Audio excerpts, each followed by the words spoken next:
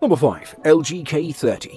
The LG K30 is an interesting phone to review, if not necessarily to use. We tested the unlocked model. It's built solidly but offers pretty low-end specs and performance for the price, and that's LTE Band 71. The K30 is made of a sturdy mix of plastic and metal with a smooth metal back panel that hosts LG's traditional rear fingerprint sensor and power button. The screen is a fairly clear 5.3-inch 1280 by 720 IPS panel with 277 pixels per inch, nearly the same as the G6 Play at 282. Text and graphics look fine and viewing angles are decent. Colours can seem a little faded, however we prefer the brighter and more accurate colours on the G6 Play. Maximum screen brightness could afford to be higher as well, and the panel gets too reflective to be used in direct sunlight. The K30 is powered by an entry-level Qualcomm Snapdragon 422 processor clocked at 1.4 GHz. The phone has 2GB of RAM compared with 3GB on the G6 Play, so it's not as capable at multitasking. There are noticeable instances of sluggishness when launching new apps, as well as animation lag when swiping between screens or pulling down the notification shade. Battery life is solid at 5 hours 41 minutes of streaming full-screen video over LTE at maximum screen brightness. The K30 comes running Android 7.1 Nougat. LG's custom UI layer makes several visual changes to the home screen, app icons, notification shades and menus. Out of the box, apps are splashed across the main screen and the app drawer is removed, but that can be changed in the settings menu. The unlocked LG K30 has decent battery life and a sturdy build, but it simply doesn't offer as much value as similarly priced phones. T-Mobile customers who live in rural areas may get more value out of the carrier's own model, even if they have to pay a bit more. Number 4. LG G7 Plus. The LG G7 Plus Think brings HDR video, audiophile-grade hardware, IP68 rating, and a body designed to withstand damage from being dropped. You get all this for a very reasonable price. The LG G7 Plus Think brandishes the very familiar glass sandwich design, but instead of resembling the LG G6, it more closely resembles the LG V30 Plus.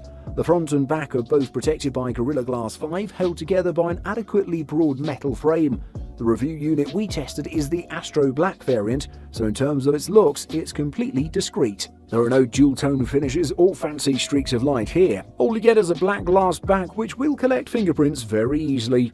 The camera is now mounted vertically dead in the center instead of being horizontal, and just below it sits the fingerprint scanner. Interestingly, the fingerprint scanner no longer doubles up as a home button, but I guess that's a good thing since it's one less mechanical part you don't have to worry about failing. The LG G7 Plus Think takes design cues from both the LG G6, which had a more industrial build, and even the LG V30, which was more curvaceous and excellent. Overall, the LG G7 Plus Think feels really good in the hands. It sports a 6.1-inch display with a 19.5:9 aspect ratio. The display has a resolution of 1440 by 3120, putting the pixel density of the display at roughly 564 ppi. Where things get really interesting is with the fact that the G7's display offers 100% DCI-P3 coverage. The display also supports both Dolby Vision and HDR10, meaning you'll be able to stream your favourite shows in HDR onto the phone. The LG G7 Plus Think is powered by Qualcomm Snapdragon 845 mated to 6GB of LPDDR4 RAM. There's 128GB of onboard storage, which can be expanded by the use of a micro SD card. The LG G7 Plus Think is a premium flagship smartphone that challenges the conventional thinking that a premium flagship has to come with a premium price tag. Number 3. LG G8X Think. The LG G8X Think second screen accessory gives you two displays, which makes multitasking easier and gaming more comfortable. The water-resistant phone also has a headphone jack, expandable memory, wireless charging, and an excellent battery life by itself. The G8X is so thick it reminds me of what it's like to use an ultra-rugged OtterBox phone case.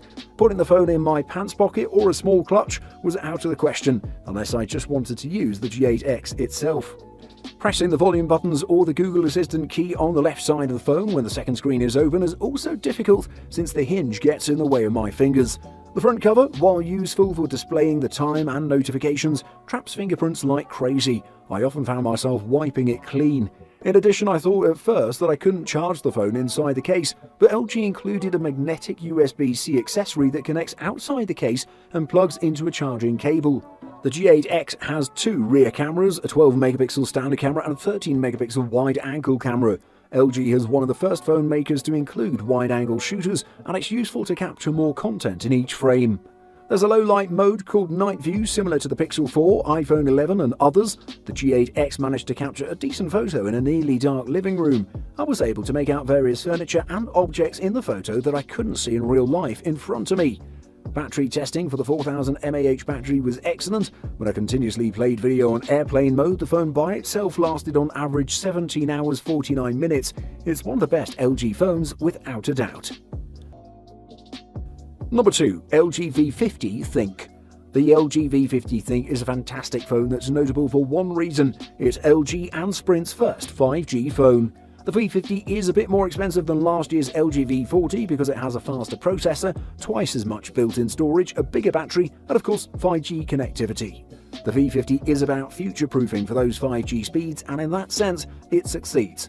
But unless you live in an area where 5G high-speed coverage exists or will exist soon, you can't take advantage of the phone's most exciting feature.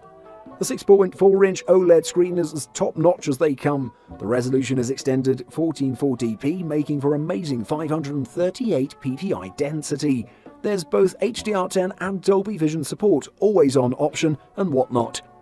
And underneath that beauty is the Snapdragon 855 chip with 6GB of RAM and a 5G modem. LG has spared no resources on the cameras. The V50 offers triple cameras in its back with wide plus telephoto plus ultra-wide arrangement, while the notch at the front hosts 2 selfie shooters for standard and wide photos. The V50 has a lot more to offer though, and some of the features can't be seen right away. The 4000 mAh is very much appreciated. There's also Hi-Fi DAC, stereo speakers, FM radio, and even a standalone micro SD slot. It does come in cheaper than the Samsung Galaxy S10 5G though. But that phone comes with double the storage, 2GB of extra RAM, a more modern design, and an extra rear camera. The look of the display is decidedly outdated with the likes of Samsung's hole-punch cameras, OnePlus's full coverage, and other designs that shrink the notch and bezels further. As intrusive as the notch can seem, there are some options to hide it.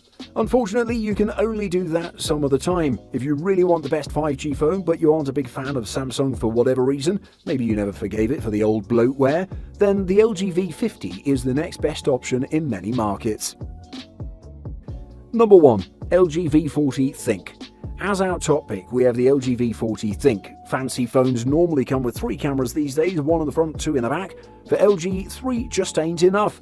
Its new high-end V40 Think, or actually pronounced Thin-Q, has 2 selfie cams and 3 rear cams.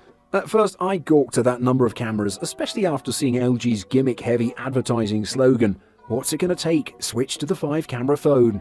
A week later, I'm a 5-camera convert. LG phones play second or third fiddle to the iPhone and Galaxy brands, but with the LG V40 Think, the Korean tech company is making waves as the first mainstream phone to have 5 camera lenses dedicated to taking better, more creative photos than the iPhone XS Max or Galaxy Note 9. 3 on the V40's rear, 2 on the front. Unlike the latest iPhones and Galaxies, it also has a beautiful OLED screen, 6.4 inches, and it stretches from top to bottom with a petite notch cut out on top for the selfie cams. LG's interface is acceptable enough. My V40 has less bloatware than previous models, no phone needs 2 calculators, runs Android 8 Oreo, and has monthly security patch dated September the 1st. With LG's new upgrade center now in operation, hopefully V40 owners won't have to wait long to download Android Pie. Overall, V40 is speedy and quick. It matches some of the top Android phones in many benchmark tests, thanks to a top-of-the-line Qualcomm Snapdragon 845 processor, 6GB of RAM and 64GB of memory for storing all those apps and photos. Your buck will stretch a little further this year too. LG phones now come with a 2-year warranty. The V40 may cost you a paycheck, but at least LG is putting its money where its mouth is. Buying guide. Firstly, operating system. It boils down to 2 options, Android or iOS. The choice is actually more complicated than you imagine since both operating systems have a sizable list of pros and cons. If you're someone who enjoys tinkering around with your device and customizing it to your heart's content, you're Team Android. If you like a simple, powerful OS which gets constant software updates and is supported for a more extended period, you're Team iOS. Nevertheless, Android is also almost as powerful but not quite as simple, although the current Android version has become much simpler to use than the days of Gingerbread. Just know that iOS as an OS is quite limiting in some cases. Secondly, processor and RAM. Your smartphone processor, also known as the chipset or the SoC, is the component that's responsible for just about everything functioning on your smartphone. It's essentially the brain of your system, and most of these processors also come equipped with AI capabilities that essentially make your phone as smart as it is today. A capable processor not only allows your device to function seamlessly, but it's also capable of enhancing other factors. One example is image processing. Samsung phones, as an example, come in two variants, one hosting the Snapdragon chipset, the latest one being Snapdragon 865 Plus. In contrast, the other one employs Samsung's in-house Exynos processor, the latest being Exynos 990. Some reviewers have explicitly stated that there's a tangible difference in not just the processing power of the two variants, the Snapdragon being much snappier, but also the image processing abilities. And thirdly, display. Smartphone display sizes seem to be ever increasing and are continually pushing the boundary of what we'd expect a smartphone display size to be. They've reached the phablet realm, with displays even reaching up to 6.9 inches.